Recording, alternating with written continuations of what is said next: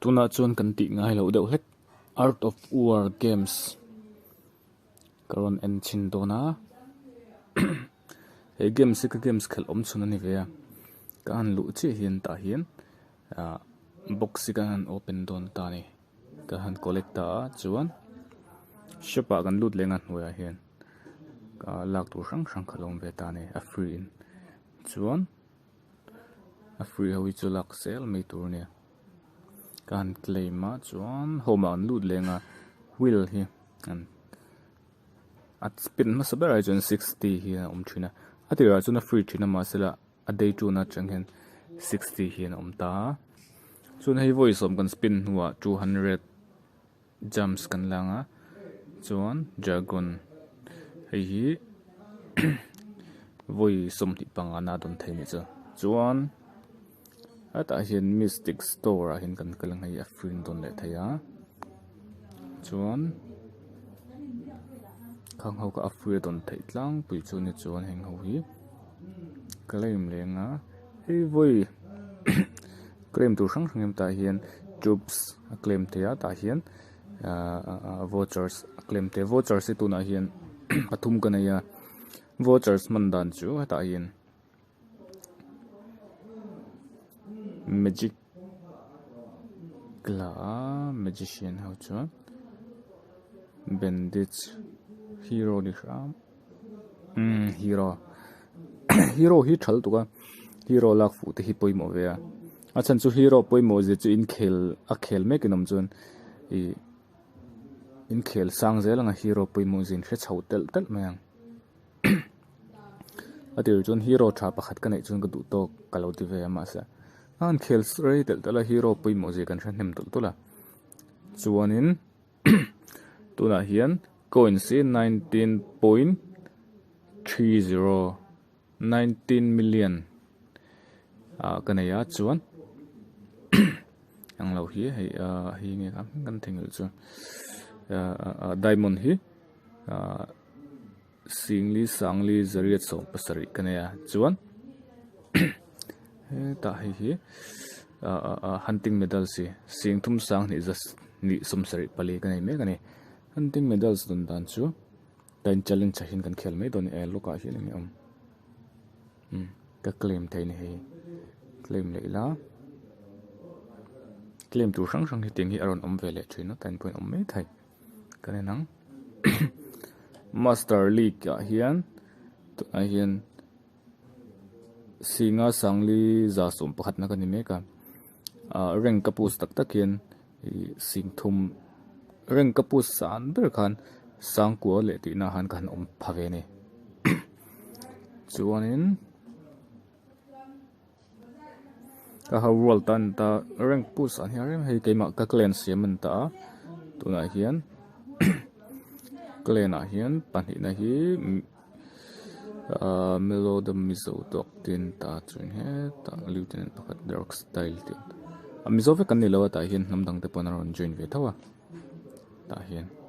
join chat oma chuan members oma rankings tuna hian world ta hian sangli som ni pariat na kan nia level 8 kan ni me ka tu na hin chin guess clan hunting te khil the ta chun expedition om le ta ni expedition a hi chuan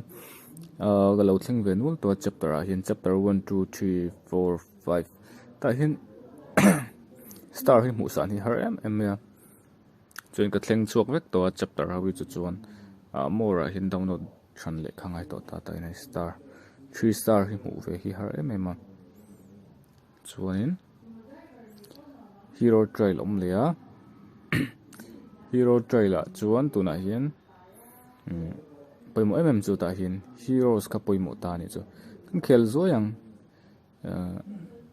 relote kan khelang ta hian an en tawla hero tha nei le nei lo poimo ta tani ka du chu hemi dragon hi ka favorite ka man beran ta chuan hemi hi Mephisto hi chu ram huil pa ti nang de ha ne chuan hei chu king ani lo ma sela a level hi asan em awang in green hi a level asan em wang hian hi Legion lo zinga chuan kada chun ven ta ni chu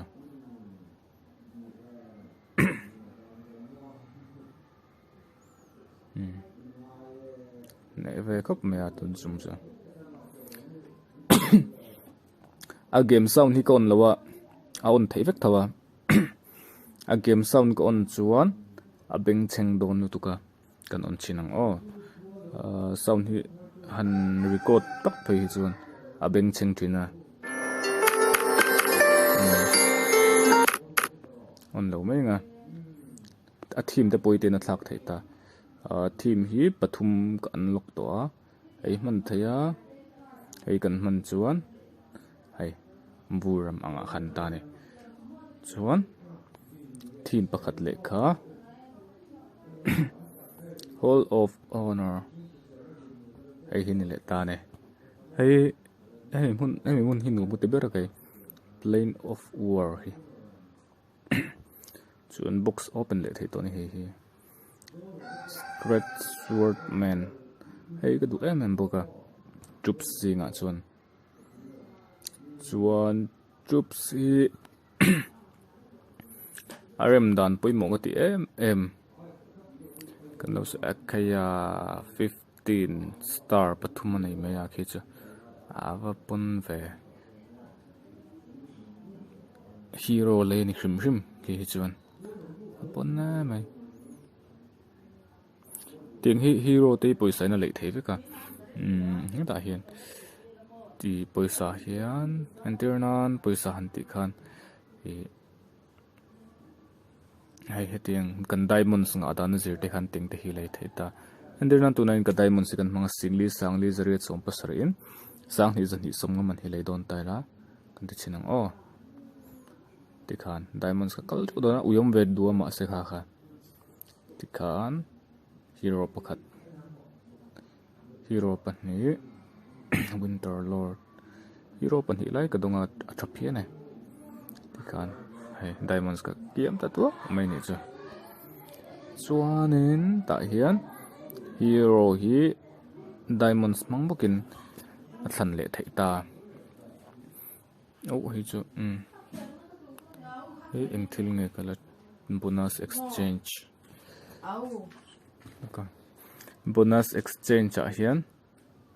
an exchange stone chinila confirm do you spend 100 hunting medals 100 medals ka phal chi alo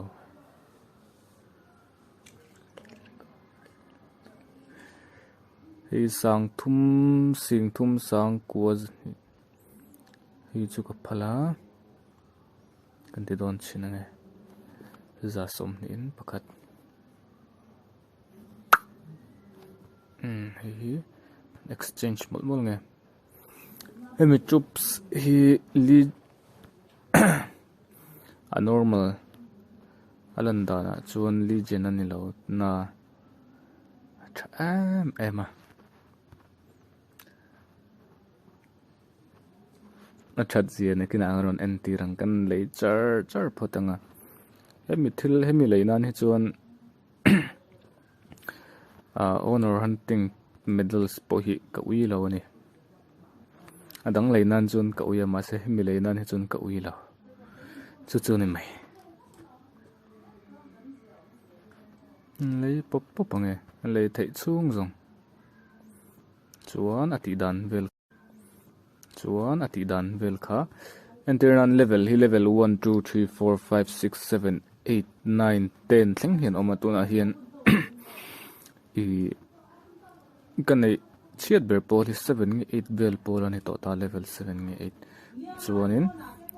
9 hi kan nei dan tlang puina 10 nikina 10 nei thei dan 9 nei thei dan le 10 nei thei dan hi hrangin om le thlap ta ti khan ka lei zo ve ka sol tau ten ti to a chuan loko tin kan thil le lok chunga tai chuan exchange chuan kan to a skin limited discount and chenanga chu khia bounty quiz team league hero try bounty quiz alom ni hi ma se alu thei chi don lo ni bounty quiz a hian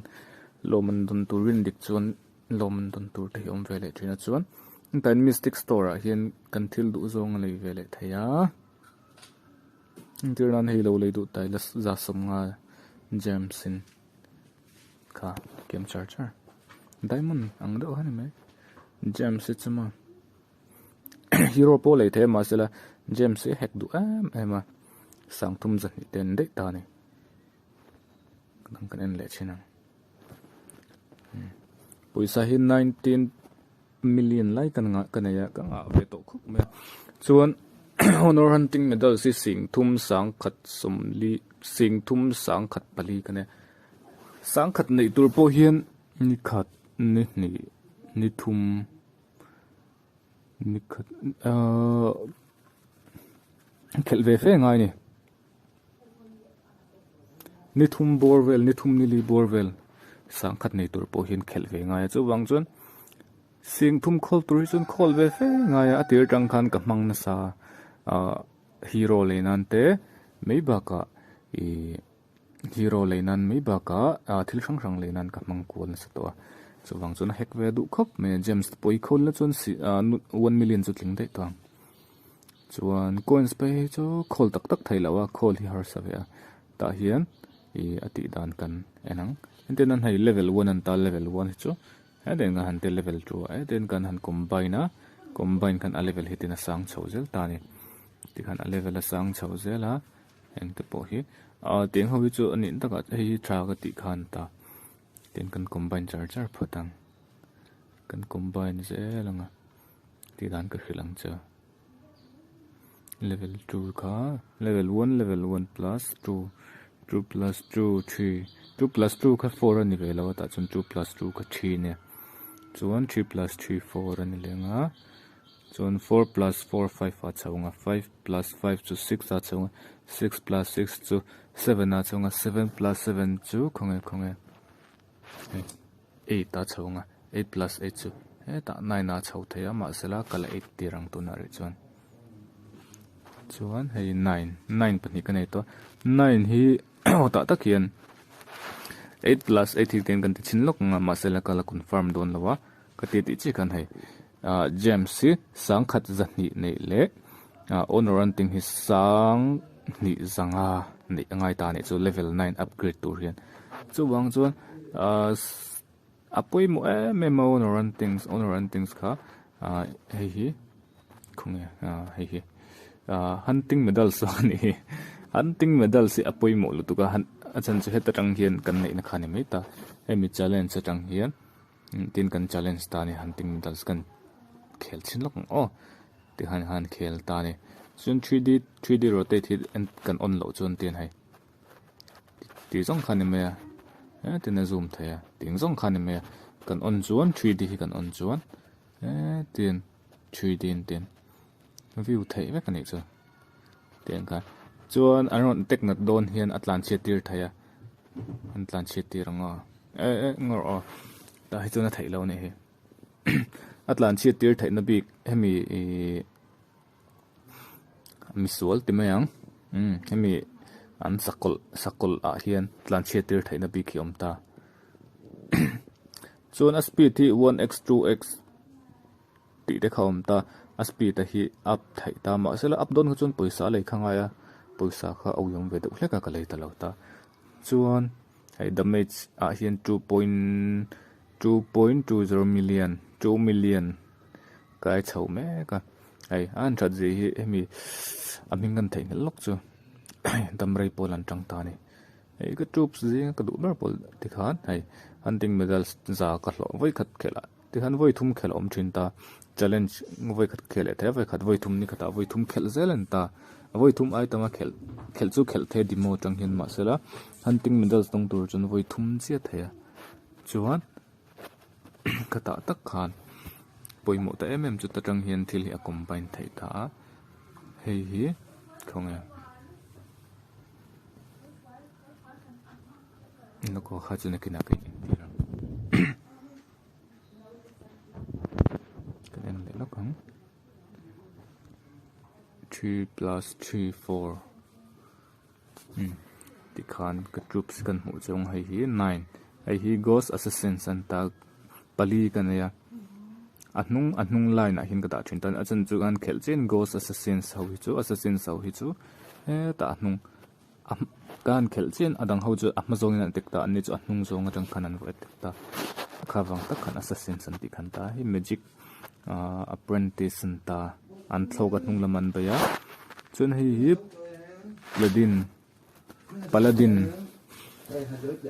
paladin an ti khani ta hengo point thal tuk ta 9 te kan ta ni chuanin hei hi pilgrims an ta 9 an ta chuan hei hi rhino night hin 9 an to pakhat che kan hei hei legends an ta chuan hei hi sacred sword man an ta chuan hi 8 an ta chuanin hei hi demon an ta 9 an ta demon 9 ani chuan hei hi pirate ship an ta pirate ship hi 9 an ta hemi hi ka englo ka upgrade du vak to lawa pani che ka do chuan hei hi hell jailers an ta 9 an ta pali ka nei ta hell jailers hi chuan hi harbinger of fire an ta 9 an ta hi 1 2 3 4 5 kan ya chuan hi meteor golem an ta an mi chu teng ka lo chin chia vak ngai lawa lamte po hi trend ka ti chu harvia chuan hi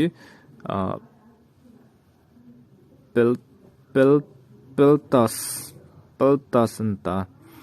hi chagat mani chu chagat na chan chu ta he ta hin ngaro ta